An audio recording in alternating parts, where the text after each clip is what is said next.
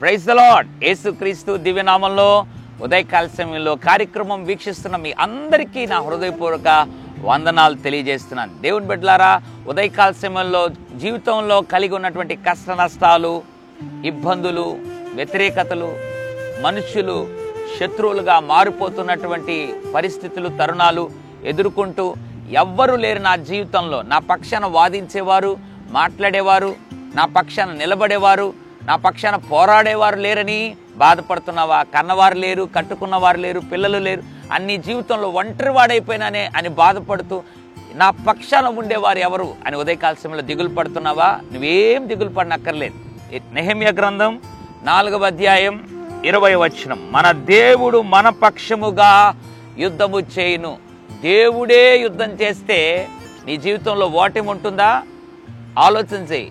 ఎప్పుడు కూడా ఓటమి చూడవు. ఎందుకనంటే దేవుడు యుద్ధం చేస్తే దేవుని బిడ్డలారా ఖచ్చితంగా విజయం ఖాయం. ఉదయకాల సమయంలో వారు లేరు, వీరు లేరు, వారు చేయి వదిలిపెట్టారు, వీరు మర్చిపోయారు, పోరాడేవారు నా పక్షాన్ని ఎవరు లేరు, నాకు సపోర్ట్ చేసేవారు లేరని బాధపడుతున్నావా? ఏ పరిస్థితిలో ఉన్నా కూడా దేవుడు నీ పక్షంగా యుద్ధం చేస్తాడు. గొప్ప విజయం ఇవ్వాలని దేవుడు ఆశపడుతుండగా విశ్వాసంతో నమ్ము. ఏ సమస్య అయినా కూడా దేవుడు నీ పక్షంగా యుద్ధము చేసి నీకు గొప్ప విజయం ఇస్తాడు. పరిశుద్ధుల తండ్రి, నీకు వందనాలు.